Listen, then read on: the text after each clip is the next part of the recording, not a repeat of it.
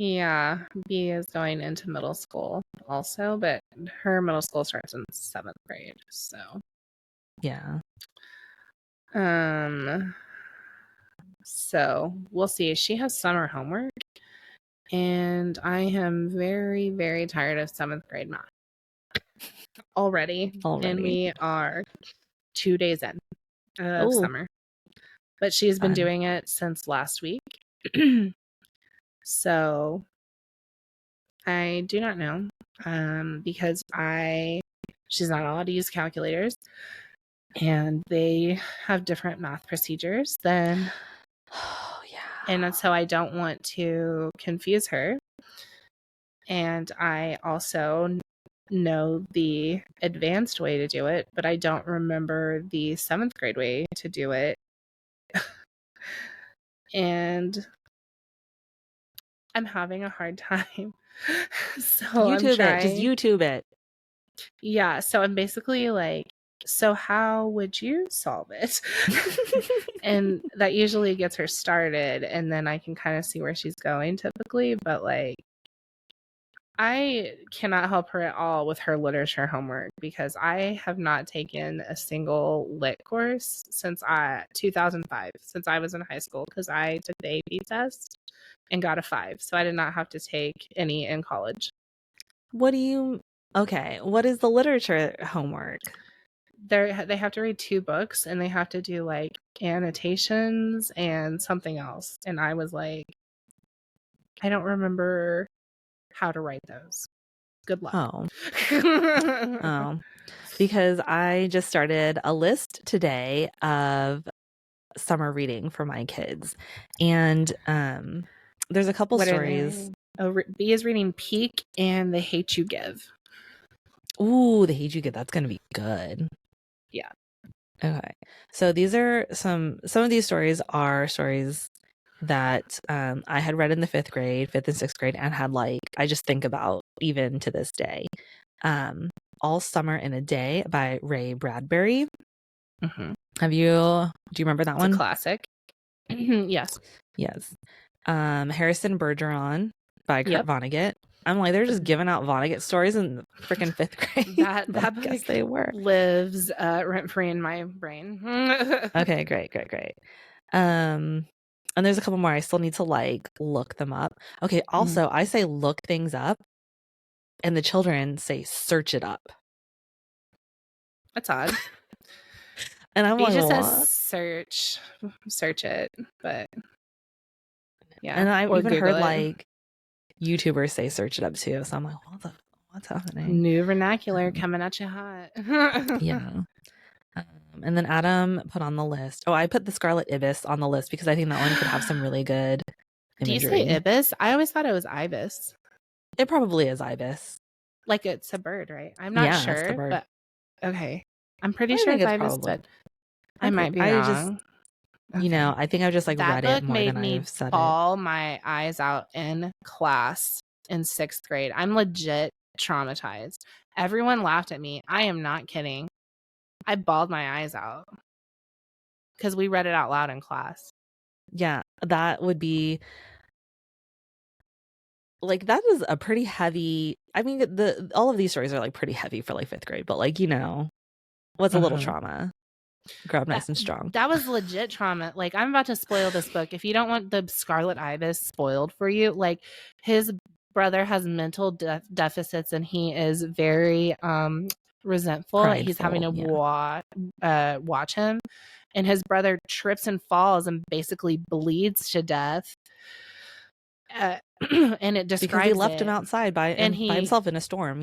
Yeah, in the storm, and it's horrifying. And we read that in 6th grade, and I cried a lot. Yeah, I think it's going to go a long way for teaching Sawyer compassion. So I hope it has the same effect on him. Basically, God, horrifying. I used to cry more growing up. FYI. Yeah, but you know, life hardens you and whatnot. We're just out here emotionless. That's when my hormones were less settled. Yeah. So those are some that I am interested in, and I'm sure that I'll gather Where more. the Red Fern Grows. Did they already read that? Oh, you know, I don't know. I put that on the list.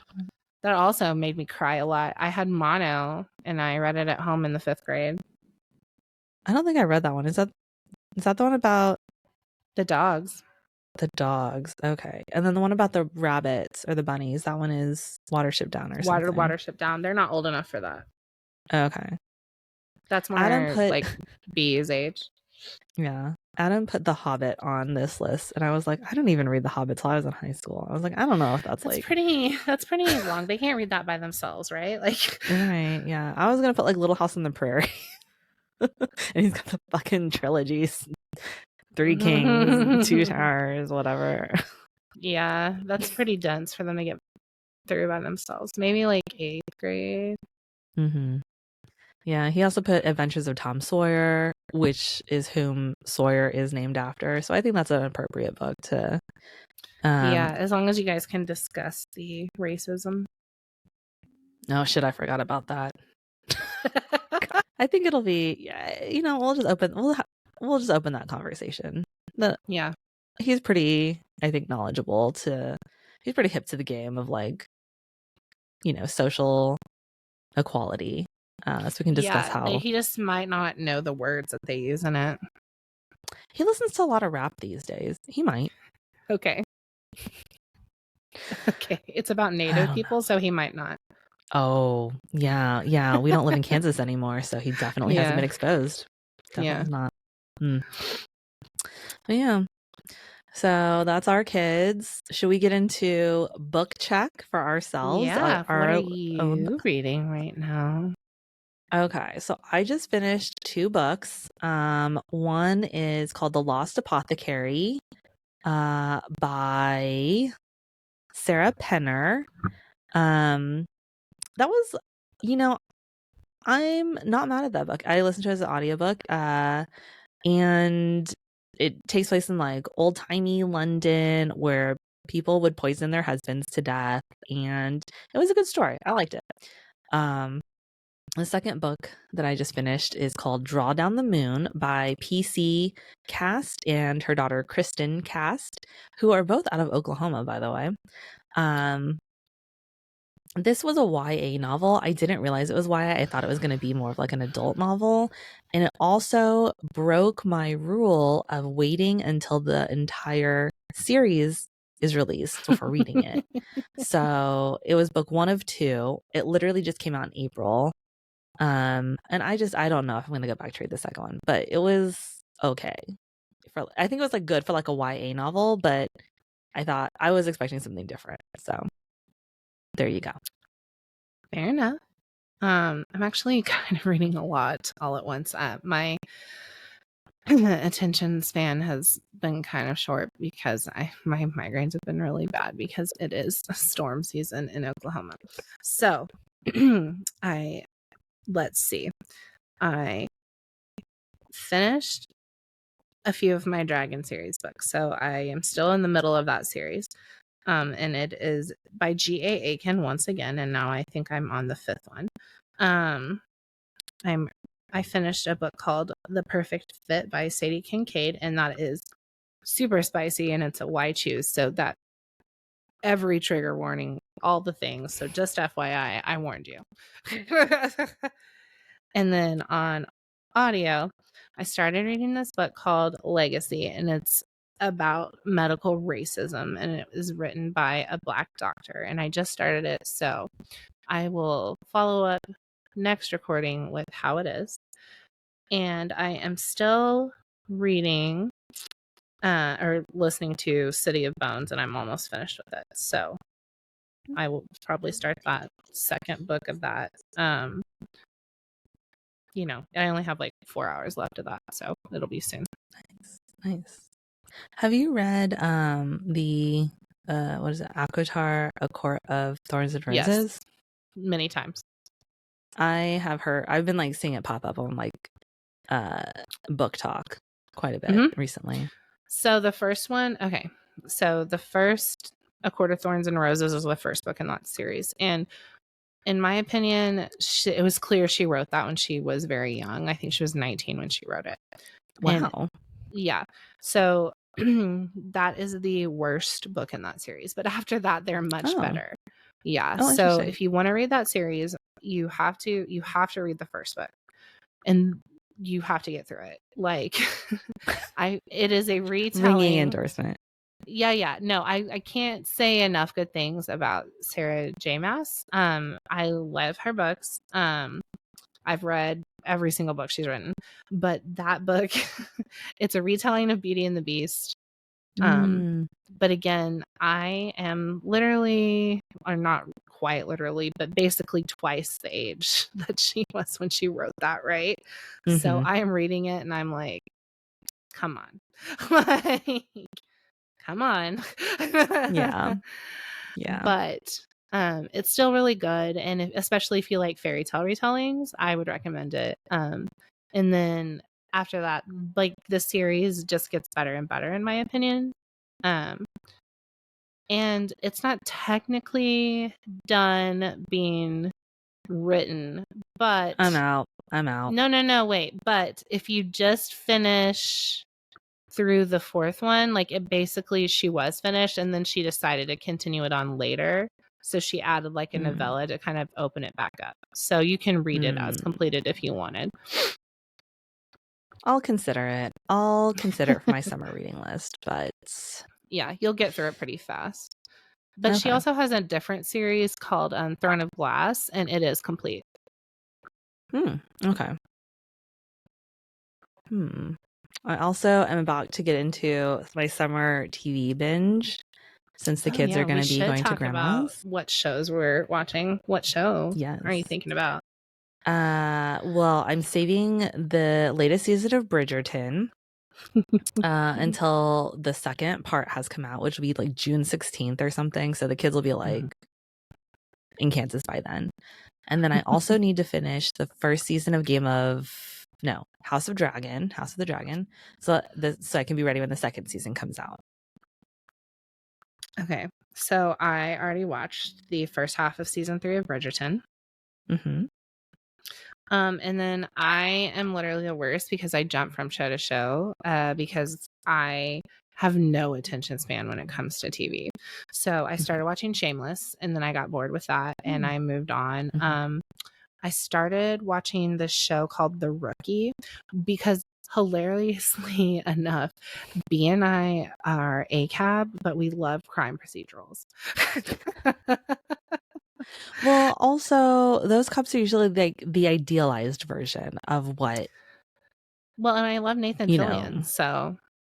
Yes. I mean, obviously. Yeah, obviously. And then there's some other actors I like in that show a lot, and it has a pretty diverse cast, which is rare in a cop procedural, so. Yeah. Well, Angela Bassett's in it too, isn't she?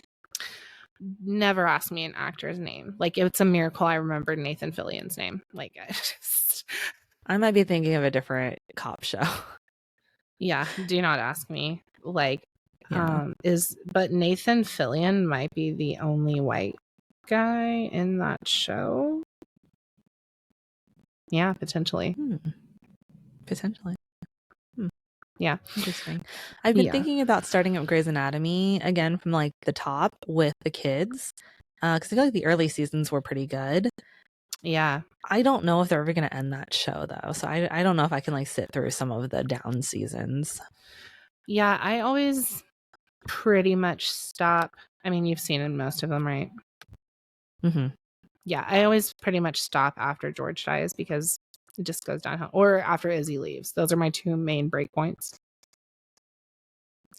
Yeah, I really hated when all those new interns came on, and then or after the plane crash, or like, after Mark dies, like there's always like breakpoints. But I loved Jackson quite a bit. I don't know. So I got a little bit further one time, because I started watching long enough where Meredith was dating the guy in Virgin River. Wait, do you not watch that show? It's on Netflix. Oh, yeah, I have seen a few of those seasons, but I saw where Meredith was dating the guy that was in Minnesota. I don't know. That's way further than I ever got. Oh, okay. But then I stopped watching again. Like I got past even COVID for a little bit, but like even though I don't work with patients, COVID is still pretty triggering for me, so I had to really power through. Yeah, I don't know. I stopped watching like so long ago. Honestly, I can't even. I think I stopped watching like I definitely watched through the plane crash. I also watched most of Private Practice. Yeah, I've seen actually all of Private, maybe not all of it, but 5, 6 of Private Practice. I don't think I've watched all of a single show ever. I can't think of a single show I've watched all of. Yeah. I mean, it's just tough because when you get into shows with like a lot of seasons. Brinley is telling me she thinks she knows one. What? Bridgerton? Oh, Miss Scarlet and the Duke. I have seen all of Miss Scarlet and the Duke. She is correct. Oh, it's nice. on PBS Masterpiece Theater, and it's very good. It's slow burn, and shout out to your local PBS station. But my friend Alex and I watch it together. The Duke, the person who played the Duke, like left the show, so that is the most upsetting news that I've ever received.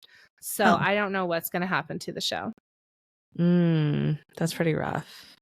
Yeah, because we just like got to where I thought that like something was finally going to happen. Oh, maybe I'll put that one off then until that's resolved. Yeah, I'll let you know. Yeah, I don't know that I've ever like made it all the way through a show with like multiple. It's just like overwhelming. There's too many seasons. I can't. Grey's Anatomy is ridiculous. Mm-hmm. Santa Clarita Diet. I watched all of that. That show was good. You should watch that if you haven't seen it. Isn't she like a partial zombie? I mean, that's like the whole crux of the show, so I'm not going to tell you. Okay. Okay, fine. We'll see how far I get. But yeah, so taking it one season at a time. We'll see how far I get. I'm honestly just using this as like motivation. Yeah. Motivation to like walk on my treadmill. I'll just like watch an hour. Yeah, treadmill, I used to ride my bike and watch TV, but now my bike is just sadly in the corner. But I did go to the gym yesterday. It's the first time I've been back to the gym in a really long time because of my migraines, but I did make it back because of my nerve block last week. So I think maybe I'm on an uphill swing. I didn't go today because of the stupid thunderstorm. So my head was like you have to ease back into it. Yeah. Well, I think that'll do it for us for today. We did it. Wonderful. Well, I look forward to chatting with you again next week. Yes, I missed you, friend. I love you. Love you. Bye. Bye.